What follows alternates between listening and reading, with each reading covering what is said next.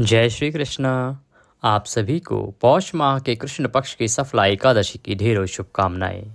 आज 26 दिसंबर को आप एकादशी का व्रत कर रहे हैं। कुछ लोगों ने 25 दिसंबर को भी व्रत किया होगा जो दशमी भेदा व्रत करते हैं, परंतु उत्तम व्रत 26 दिसंबर को जो द्वादशी युक्ता व्रत है और सूर्य के मुख से एकादशी है।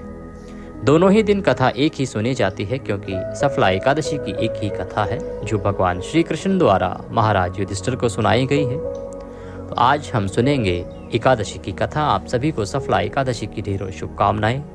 अपने व्रत की सफलता के लिए और मनोकामना पूर्ति के लिए कृपया कमेंट बॉक्स में अवश्य लिखें ओम नमः भगवते वासुदेवाय या जय श्री हरि।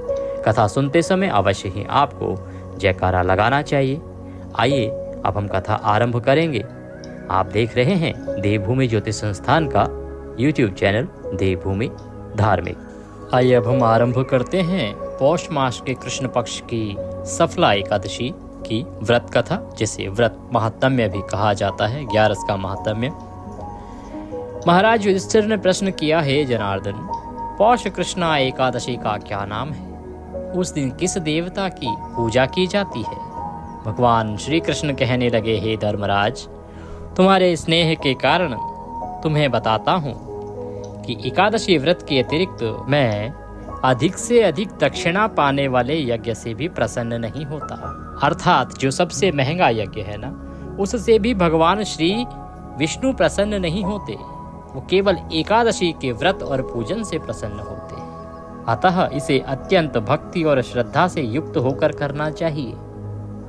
भगवान कृष्ण कहते हैं कि हे राजन, अब द्वादशी युक्त पौष कृष्ण एकादशी का महात्म्य सुनो। इस एकादशी का नाम है सफला एकादशी। इस एकादशी के देवता श्री नारायण हैं। विधि पूर्वक इस एकादशी के व्रत को करना चाहिए। जिस प्रकार नागों में शेष नाग, पक्षियों में गरुड़, सब ग्रहों में चंद्रमा, यज्ञों में अश्वमेघ और देवताओं में भगवान विष्णु श्रेष्ठ हैं, उसी तरह सभी व्रतों में एकादशी व्रत श्रेष्ठ है।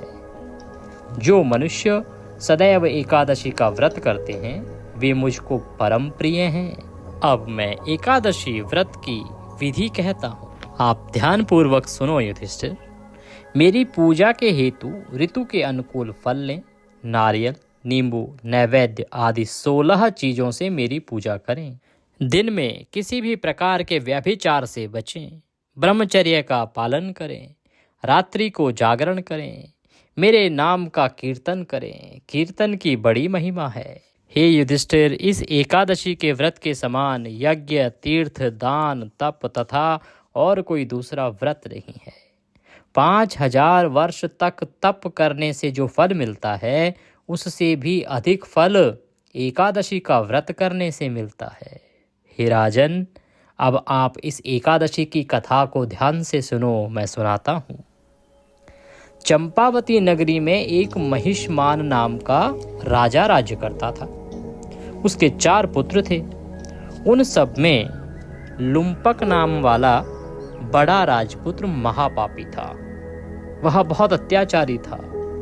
वह पापी सदा परस्त्री तथा वेश्यागमन और दूसरे बुरे कामों में अपने पिता के धन को नष्ट करता था तथा सदैव ही देवता, ब्राह्मण और वैष्णवों की निंदा किया करता था। जब राजा को अपने बड़े पुत्र के ऐसे कर्मों का ज्ञान हुआ, जब राजा इन कुकर्मों के बारे में जान पाया, तो राजा ने उसको राज्य से निकलवाने में देर नहीं की और अपने देश से देश निकाला दे दिया। तब वह विचारने लगा कि अब मैं किधर जाऊं, क्या करूं। अंत में उसने चोरी का कर्म करने का निश्चय किया।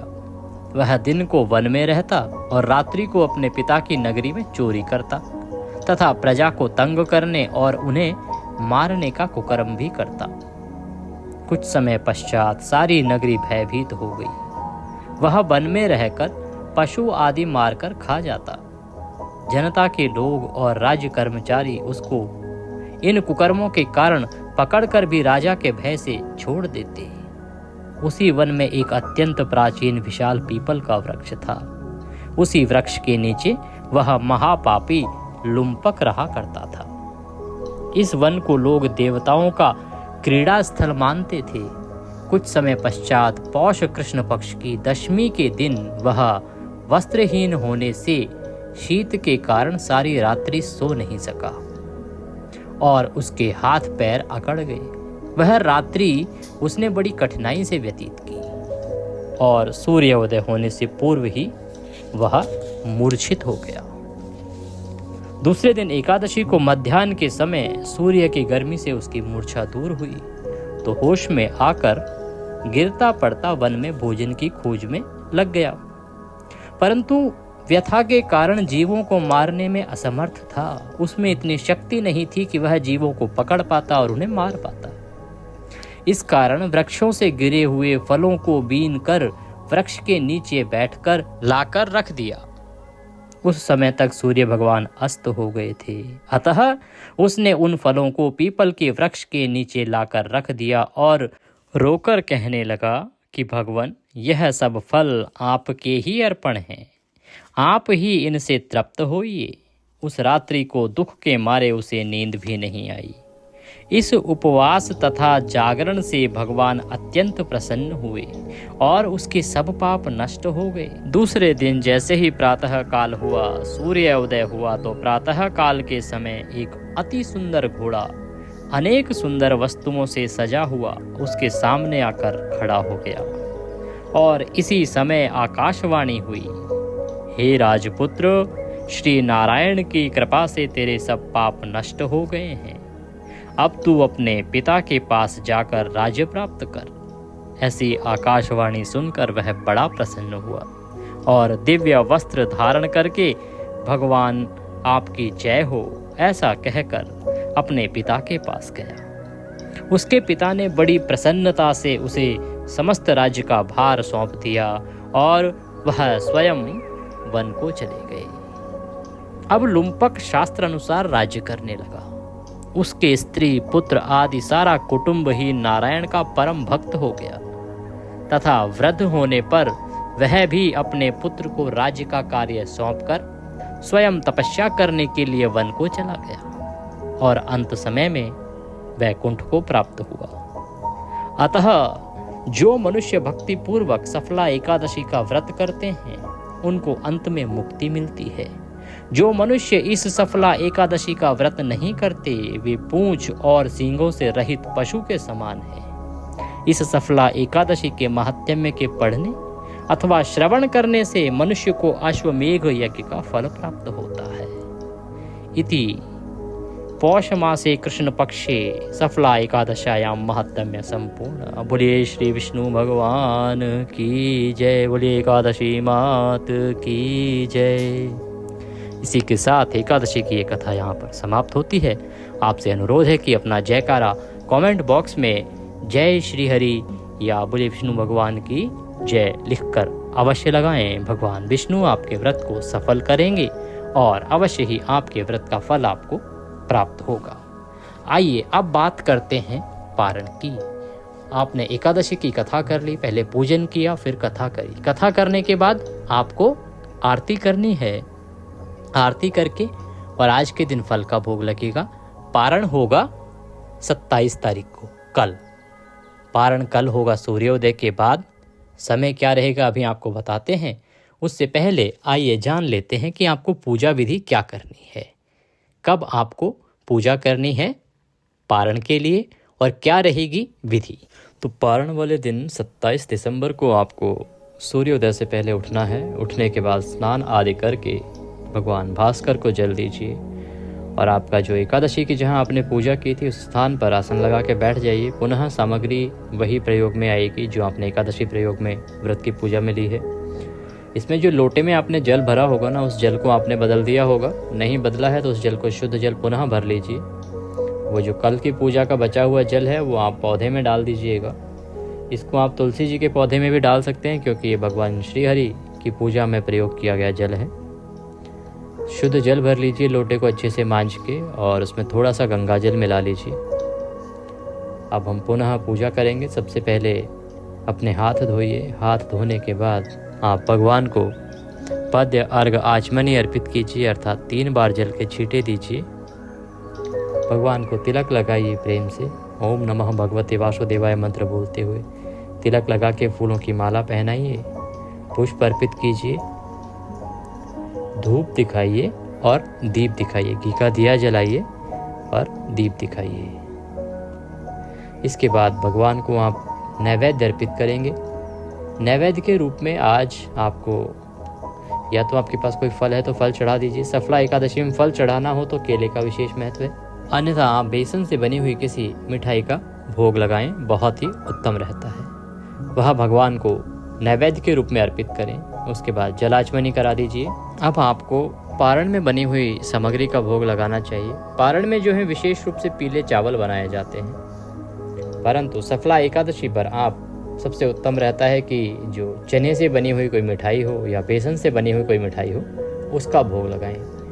या फिर आप घर में जो भी शुद्ध भोजन बना रहे हैं ना, जो शुद्ध सात्विक भोजन है, उसको थाली में परोसिए, भगवान के सामने रखिए, उसमें तुलसी का पत्ता अवश्य रखिए और उसके बाद प्रेम पूर्वक भगवान से भोग के लिए निवेदन कीजिए। भगवान अवश्य ही प्रेम पूर्वक भोग लगाएंगे। भगवान को भोग लगाने के बाद आपको किसी ब्राह्मण को दान देना चाहिए। संभव है तो ब्राह्मण को भोजन कराएं। भोजन कराने के बाद दान दक्षिणा आदि देके और उसके बाद ब्राह्मण को विदा करें। ब्राह्मण भोजन यदि नहीं संभव है तो आप ब्राह्मण के निमित्त तो दान अवश्य करें, क्योंकि एकादशी व्रत के बाद पारण के समय दान का विशेष महत्व है। दान करना चाहिए, ब्राह्मण को दान दीजिए। दान हमेशा योग्य ब्राह्मण को दिया जाना चाहिए, इस चीज़ का ध्यान रखिए। जो कर्मकांडी ब्राह्मण है, जिसमें आशीर्वाद स्वरूप आपको देने के लिए पुण्य कर्म है, जो पुण्य कर्म अर्जित करता है उसी को आपको दान देना चाहिए, जिससे कि उसके सत्कर्म आपको प्राप्त हो सके। ब्राह्मण को दान देने के बाद अब आप व्रत का पारण करेंगे। पारण करने के लिए आसन लगाकर एक स्थान पर बैठ जाएं। मंत्र बोलेंगे, ओम नमः भगवते वासुदेवाय, ओम नमः भगवते वासुदेवाय, ओम नमः भगवते वासुदेवाय। 5 बार इस मंत्र का जप करेंगे और उसके बाद तुलसी का पत्ता मुंह में रखिए, पानी पीजिए और व्रत का पारण कीजिए। पारण के भोजन की अगर बात करें तो भोजन में आप घर में बना हुआ कोई भी सात्विक आहार ग्रहण कर सकते हैं। पीले चावल अगर भगवान के भोग के लिए बनाए हैं आपने तो वह बहुत ही उत्तम है। चने से बनी हुई किसी खाद्य वस्तु का अवश्य ही आपको पारण में प्रयोग करना चाहिए, ये उत्तम माना जाता है। इस प्रकार से आपको पारण करना है। अब बात आती है कि पारण है कब। जो आप 26 को व्रत कर रहे हैं ना, तो उसका 27 को जो है वो पारण 27 को सुबह सुबह कर सकते हैं कि नहीं कर सकते हैं। कहीं ऐसा तो नहीं कि सुबह सुबह हरिवासर का समय रहेगा, ये देखना बड़ा आवश्यक होता है, क्योंकि एकादशी के व्रत के पारण में हमेशा 3 सिद्धांतों का ध्यान रखना होता है। वो 3 सिद्धांत क्या हैं? वो 3 सिद्धांत हैं कि एकादशी के अगले दिन अर्थात द्वादशी में व्रत का पारण किया जाता है, सूर्योदय के बाद पारण किया जाता है, और सूर्योदय के बाद भी ये देखा जाता है कि एकादशी तिथि के बाद द्वादशी तिथि के पहले 5.5 घंटे निकल जाने चाहिए, क्योंकि द्वादशी के जो पहले 5.5 घंटे होते हैं ना, वो हरिवासर का समय होता है, और हरिवासर का जो समय होता है वो व्रत में ही गिना जाता है। इसमें आपको व्रत ही करना होता है, इसलिए आपको इसका विशेष ध्यान रखना चाहिए। जब हरिवासर का समय समाप्त हो जाए उसके बाद ही आपको व्रत के अगले दिन पारण करना चाहिए। बात करते हैं कि इस बार का क्या रहेगा समय और कब समाप्त हो रही है द्वादशी तिथि, कब समाप्त हो रहा है हरिवासर। तो 27 तारीख को, क्योंकि द्वादशी तिथि रात्रि को ही लग जाएगी और इसका हरिवासर का समय सुबह सुबह समाप्त हो जाएगा, इसीलिए आप पारण कर सकते हैं सुबह 7:12 से और 9 बजे तक। जिन स्थानों पर सूर्य देर से उदित होंगे वो सूर्य उदय के अनुसार अपना समय आगे बढ़ा सकते हैं, क्योंकि पारण हमेशा सूर्योदय के बाद ही किया जाता है। दान दक्षिणा की बात कर लेते हैं। यदि आप ब्राह्मण के निमित्त तो कुछ भी दान देना चाहते हैं तो हमारी जानकारी जो है वो डिस्क्रिप्शन बॉक्स में दी गई है, वहाँ से आप नंबर्स लेके और हमें दक्षिणा भेज सकते हैं। भगवान आपका व्रत अवश्य ही सफल बनाएंगे। व्रत की सफलता के लिए और मनोकामना पूर्ति के लिए कमेंट बॉक्स में लिखें जय श्री हरि या ओम नमः भगवते वासुदेव। भगवान सबका कल्याण करें। जय श्री कृष्ण।